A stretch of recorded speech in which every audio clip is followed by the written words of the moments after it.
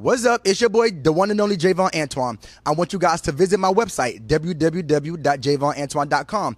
And I want you to follow me on Instagram at JavonAntwon Music. Big shout out to Big Veg, the Rocarazzi.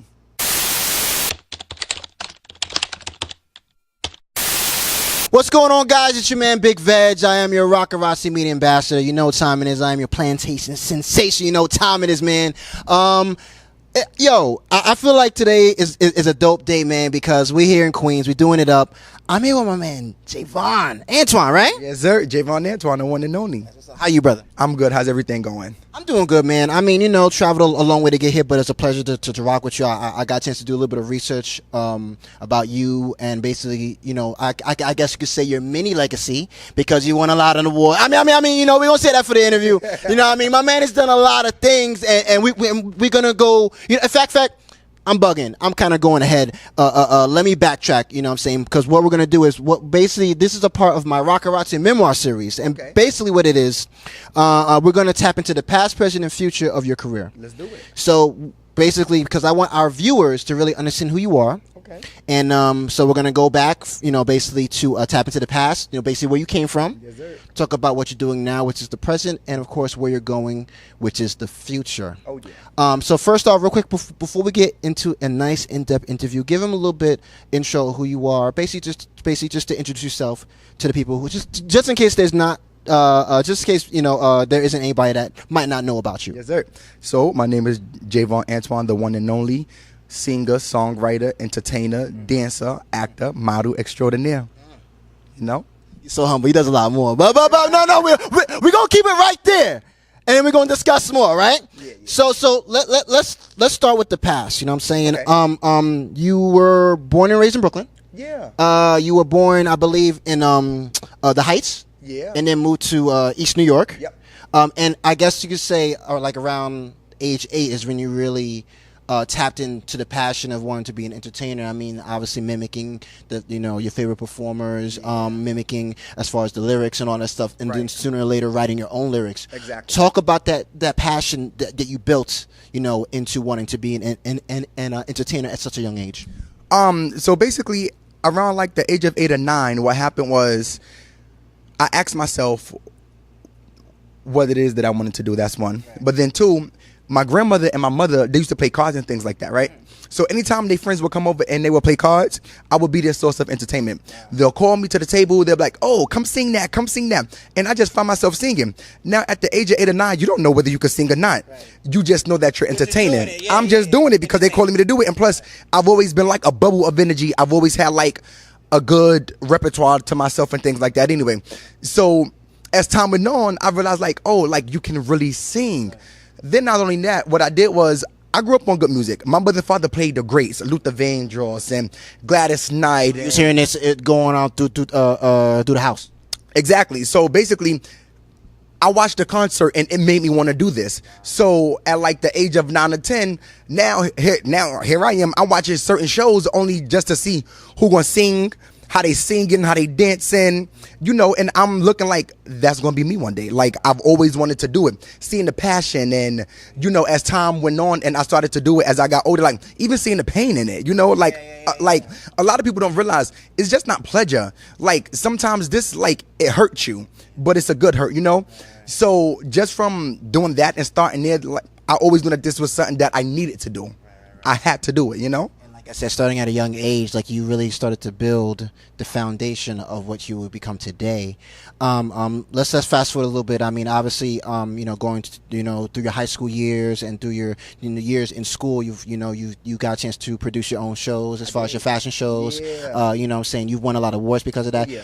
Go through a couple awards that you've won, because I want people to understand, like, you really, you've done this, and this is before you turn 18. Absolutely, yeah. And, you know, I mean, not to toot my own horn, but every time somebody reads my bio or they go to my website and they read the things that I do, they'd be like, damn, for you to have done all of this, why your name isn't in lights yet, you know? Right. But, you know, I tell people in due time, my time is coming. So let me go through some of the awards that I just hold dear to me. So I received a Songwriters of the Year award, right? So I was with the Grammys and Yes, the Grammys. I was with the Grammys in the school foundation and things like that. And I entered this contest. So when I entered this contest, I was kind of blindsided. I didn't realize that I was entering my music into a contest. What I thought was I was just entering my music into a contest that can ultimately win me $5,000. Now, unbeknownst to myself, I get an email saying that I had to report to Mercy College because that's where the final drawing would be. And I'm in front of a panel, and this is when Chris Brown first came out. So you have Tina Davis, who was his manager at the time. Then you have some of the Grammy hierarchies and some of the other artists that entered it. And it's me, and I'm walking into a room, and I don't know what I'm walking to be completely honest with you. I mean, the only thing I really remember from that day was that the transportation and the food was really good. So I get there, and it's these seasoned people, and it's everybody here, and everybody with them either has a band, an entourage, or either a manager that's signed or either about to get signed. And then they call Javon Williams. And Javon Williams nomination, bow. About three other people. I didn't even know that they was doing the nominations right now. I thought that they was just naming people that was there. Right, okay. So then once they announced and the award goes to Javon Williams, I'm like, oh, okay. That's what it's about. That's when I realized it was a competition and things like that. So you wasn't even competing. You were just doing it. Yeah.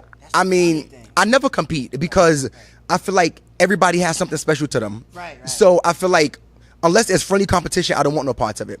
So I won that award. Then what I did was from that I was automatically into a jingle writing contest. Right. So what I did was I wrote this jingle. It was called Tender Kiss. Came in first place about 6 months later. Wow. With that one. Then what I started doing was because I've always been a dancer. I actually used to teach dance. Right. I've done some great things with dance as well. But what I used to do was just to try to get myself out there, I used to do things for like a lot of underground artists. So when they would need dancers or either when like they would need stage coaching and things like that, I reached out to artists as well, but a lot of them reached out to me. So I was the person that like I would watch their things and I'm like, hey, no mean to disrespect, I think you're very talented, but you should do this, that, and the third. You basically giving your opinion. Yeah, I'm giving my opinion and letting them know like I'm not just talking. I'm going to get you to where you want to be. So I've done that. So I've got a stage coaching award. I've actually got 2. So those made me like, okay, you know what you're doing, you got it. You know what I mean? So those are like the most like prominent awards that I got, which was like really, really early into when I started doing it. But those were the ones I felt like had the biggest impact and the biggest drive that made me want to do it, you know? And then you won, the one of them was something about the excellence or something like that? Yeah. Performance excellence. So the Performance Excellence Award, that was basically an award that was put together by a committee, a performing arts committee. It was basically for a bunch of unsigned talent. Now, out of all of the unsigned talent, I was the one that was performing myself, but in the process of me performing myself, these people that I'm actually competing against, I'm helping them with their show. So they decided that that was something big of me because, you know, when the award was presented to me, they was like, wow, it's crazy that you're helping your competition, you know. And actually the person that was my runner-up, she was like, you know, I appreciate Javon for everything that you've done, because before we started this process and things like that, I didn't even like him. But now he's one of the closest people to me. So I got the Performance Excellence Award, and it was for like good sportsmanship and good talent development and things like that. So that one was also a good one. There you go. I'm telling you, my man, this is before 18. This is before, you know what I'm saying, the music. Yo, my man is on, right? I'm trying to tell you, man. Talk about also, I mean, obviously, you know, after that, you've done more stuff, but I think another dope pinnacle in your career is getting your situation with the whole B.E.T thing, the Million Man movement, yes. And which I think R.A.R.D was the host for that. Talk about how you got into that situation. Okay, so actually I got into that situation because I went to Performing Arts and Technology High School. So what happened was I was like one of the presidents or vice presidents of the school, of the board. It was like 4 of us, and I was on a committee. So what happened was 1 year, actually, while I was with the Grammys and the school's foundation, my principal and the superintendent of the whole district reached out to me and two of my friends at the time when I was in high school, and she was basically like, hey, what are you guys doing next Wednesday? We was like, nothing. She was like, well, we're going to take you to the Grammys dinner. This year, Mariah Carey and Jay-Z, they were being honored. So we're sitting there, things like that, and then 2 correspondents from B.E.T came. So when the 2 correspondents from B.E.T came and things like that, my principal, she was like, oh, we just had a conversation about you guys, and we're going to send you guys to Washington, and you guys are going to be a part of the Million Man Movement and things like that. So even in the process of her telling us about it, we're just like, okay, cool. The only thing we know is that we're about to do an overnight trip to Washington. Like, not even realizing. Not even BT or whatever. You don't know the television. No. Yes, not even understand like the fact that we're about to be on stage and be introduced to Minister Farrakhan and B.E.T and Torre, and like they'll be on the bus like interviewing us. And that wasn't even the crazy part. The crazy part that really got me was, one Sunday morning, my house phone is constantly ringing, and it's my grandmother telling my mother, turn to BET, because I'm sitting on the bus and I'm on BET and they're questioning me about the Million Man Movement. Wow. Yeah. So it was a crazy but humbling experience, because we didn't know that it was going to get that far. Like I said, the only thing we knew was that we were going to be some high school students going to Washington on a charter bus, and it was a possibility that we would meet these people. Not that we would be witnessing the Minister Farrakhan speak at the Lincoln Monument. Not that we will be getting tours of some of the biggest landmarks and things like that, right? And better yet, not even that, not even realizing that it'll be my first time getting on TV. You know what I mean? So a little taste of fame, right? Yes, it was amazing. And the biggest part is, to be honest with you, it was so humbling, because like my grandmother like called us, like calling my mother, like, turn to BET, Jay's on TV, you know, Jay's school on TV and things like that. And it's crazy because I didn't even get to see it, but they saw it. They saw it. They knew what I was wearing. Did they tape it? Or? No, because we didn't know. So what happened was, we didn't have time to prepare. Because had we had time to prepare the way my mother and father is, they would have hosted a party. You know, especially they would have hosted a party like, now, you know, we're gonna watch this, we're gonna do this because this coming up. My mother and father didn't play that. You know what I mean? So, you know, but I say that to say, things like that come when you're doing things pure from your heart, because I didn't even expect that. I didn't know that none of that was going to happen. You know? Passion. Oh, the passion has always been there, you know? So it was good. That's what's up, man. I'm telling you, my man's done a couple things, man. It's only right, man. So let's fast forward now to what's going on in your present day. You got a lot of things going on. Obviously, your choreography and all that stuff. You're teaching classes and stuff like that, or teaching people and all that stuff. Talk about the music, though. What's going on right now? You have the Willie Boy joint out, which actually happened to I had a chance to listen to. I mean, staying to your roots in Brooklyn, I guess you had some original production, of course, with the let's see, what more can I say? Part in there, and then the other joint. What's the other joint? It's a black to me. Give it to me. You know what I'm saying? So tell us about that joint and why you put that together, kind of like that. Okay, so I'm gonna just start off the creation of Willie Boy. Okay, so Willie Boy is actually dedicated to my brother. 2 years ago, I lost my brother. He was only 30.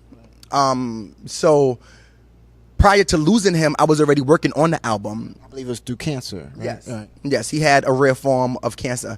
So what happened was, I was already in the process of writing and recording the album. And he was actually the only person that was at the studio with me. And, you know, we get a few drinks, we'll sit down. He'll make a beat. He'll say, hit this, do that. And I'm doing it. And that's how a lot of my music was developed, right? Is he guiding you? Right. So what happened was, once he got sick and things like that, no, I don't want to do it.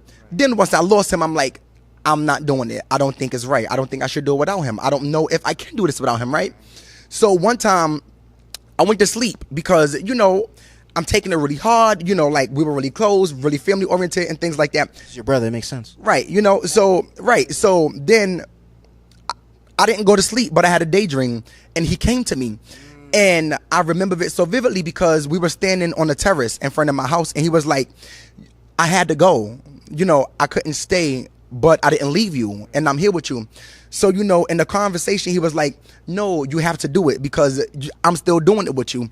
And you can't give up because mommy and daddy didn't raise us to give up. But, you know, better yet, I'm not letting you give up. And just because I'm not physically there, I'm definitely there. So that's why Willie Boy was created, and that's why the chorus to Willie Boy is, when I spoke to Binks, this is what he said, you better not give up, mess, stay heads up. Like, that comes from the actual conversation. So what I did was, I was always a singer and things like that, but my brother always had this thing to whereas, if you could sing, you could do anything. So you're a rapper. So he always liked this thing where like he liked to rap, he liked me to flow and things like that. And I naturally speak fast. So sometimes he'd be like, sing like that or just rap. And I'm going. So my brother also had a crazy, crazy respect and love for Jay-Z and Meek Mill and things like that. Right. So in the process of me actually doing that beat, I reached out to this producer. His name was Claus. So he was like, yo, I got something for you. I want you to rock out to it and things like that. So I wrote it and I recorded it. I'm like, something is missing. Like something is missing. I don't know what it is. So I'm listening to it. I have this production app. It's called Audacity. I was actually making a mix for a dance group of mine, and when it came on, I heard the Gladiator theme, which is in Jay-Z's "What More Can I Say." Yes. Then I heard "Give It to Me," and I'm like, hold on, wait. So then it's going. So then I just start singing my song to the beats, and I'm like, bow, there it go. So what I did was I fused them. And I don't go off of just a sound. I go off of a feel. So, right. So, in the process of me doing it, I'm like, nah, not only do it feel good, it sound good, it feel good. Now, like, this is what it is. Right. So, what I did was I would just randomly be in my car sometimes, and I'll play my music, and nobody won't know it's my music, and I'll turn it all the way up. And when I'm at the red light, when people walk past the car, I see how they move into it. And they like used to be moving like, who that? What's that? And I'll just smile because I never tell them that it was me. You know? Yeah, obviously they get, proper response. Right, That makes sense. So, that's basically how Willie Boy was born.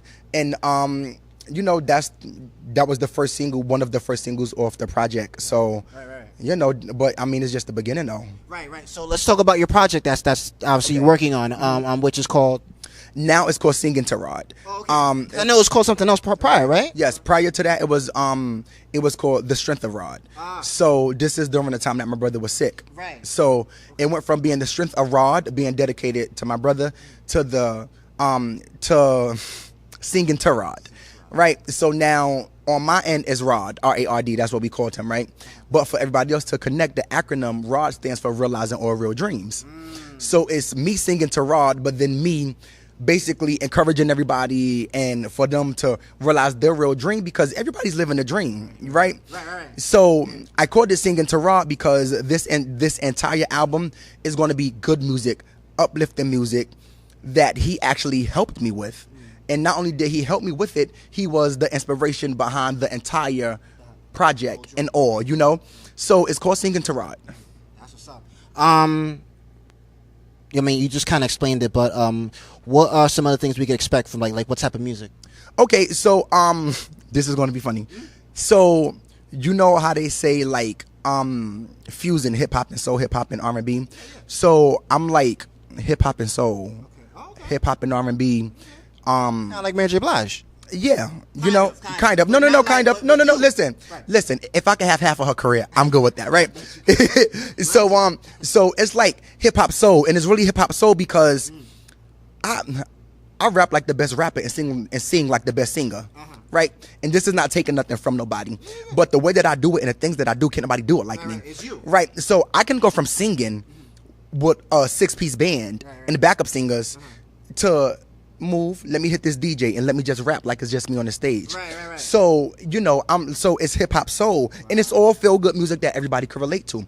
I'm talking about everything from liking somebody and scared to say it to, I got the courage and it's on and I'm flirting with you, to let's have fun, to, dance music with my brother, to songs that sound just like hip hop, to songs that sound just like R&B, but it'll never be just R&B and it'll never just be hip hop. They'll always be fused, Right. But it's a lot of like experiences of life that people can relate to. Absolutely.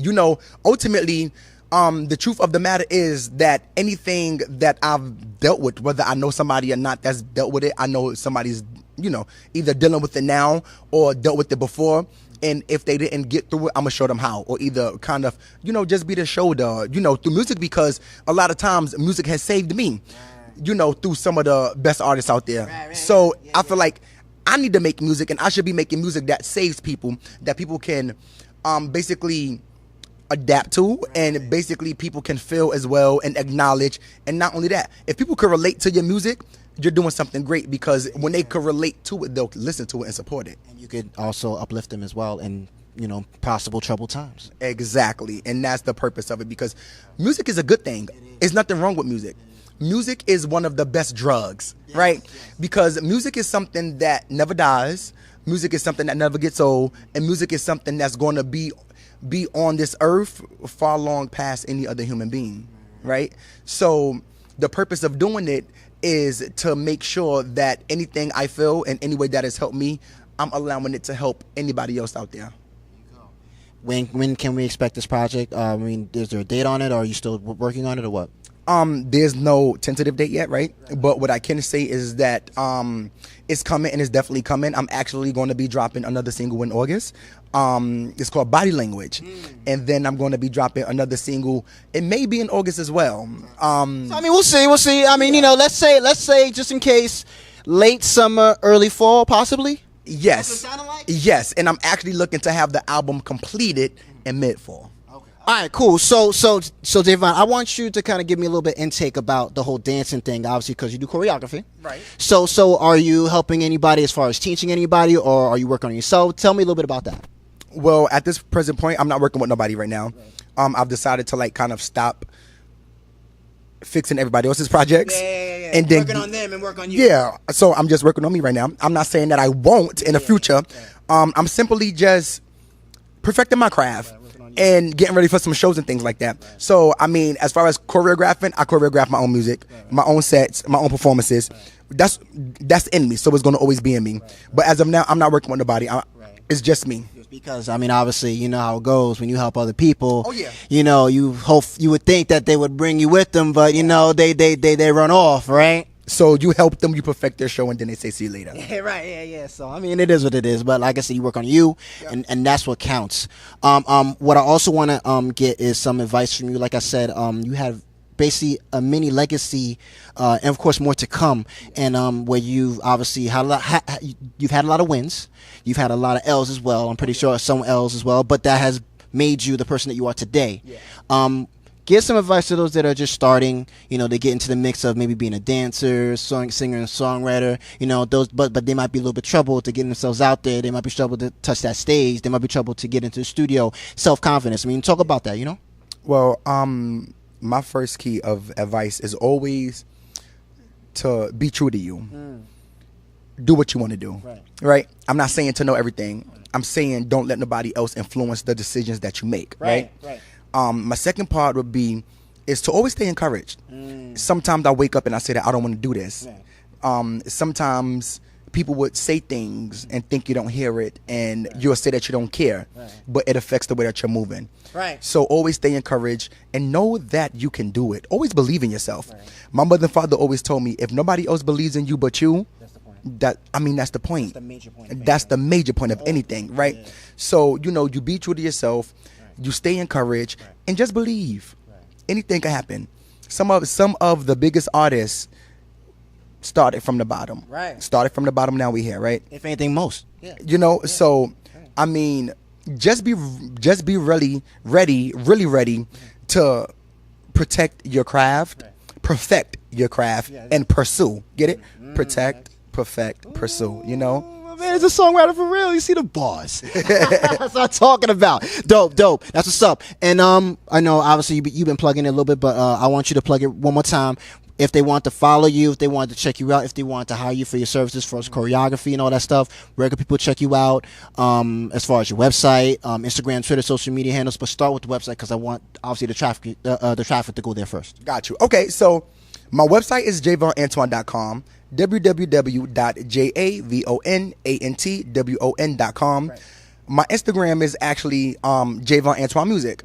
So it's JavonAntwon Music, JavonAntwon Music. So JavonAntwon.com, and on Instagram at JavonAntwon Music. And I control my pages. It's really me. Everything is you. Like there's no bots, everything. There's no. Nope. It's just me. Follow me, share me, support me.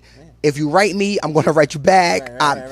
Listen, I'm in my comments. I interact with everybody. Basically, you don't act Hollywood. No, I can't, because I'm from the East. I ain't from Hollywood. Hey, There you go. I'm trying to tell you, my man does it, right? I'm trying to tell you. That's what's up. So, I wish you success with everything you're doing. More stuff coming.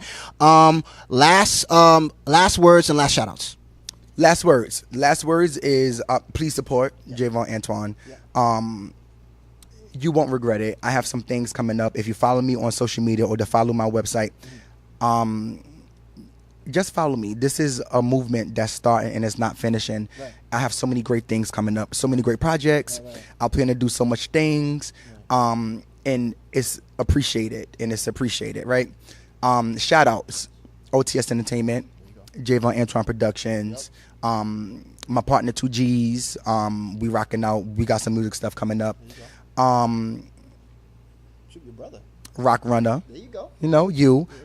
My brother Banks, doing all of this for him. My family, my niece, my nephews, we good to go. Family first. Absolutely. Before anything, that's family. And that's what it is, guys. I'm trying to tell y'all, man. Yo, dope artist. This is what I do, man.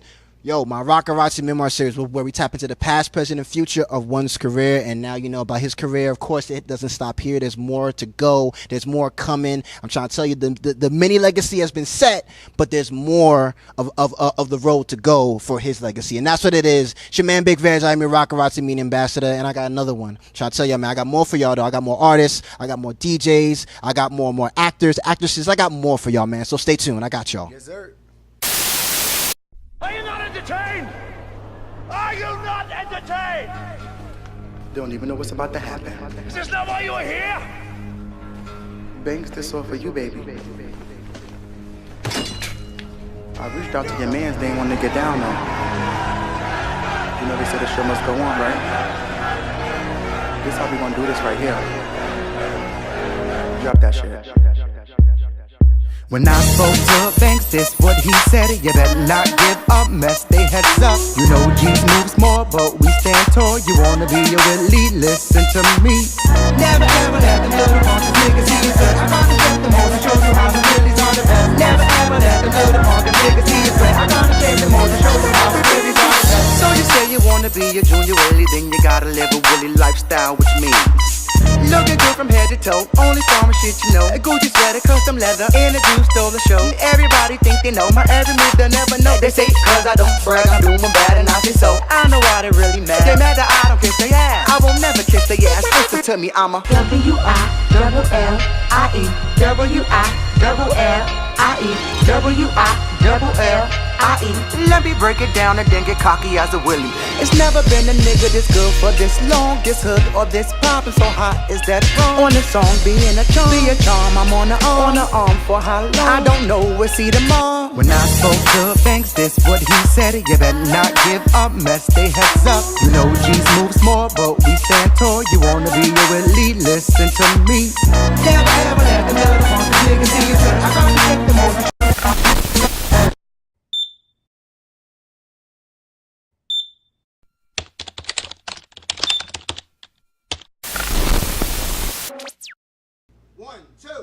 What's up? It's your boy, the one and only JavonAntwon.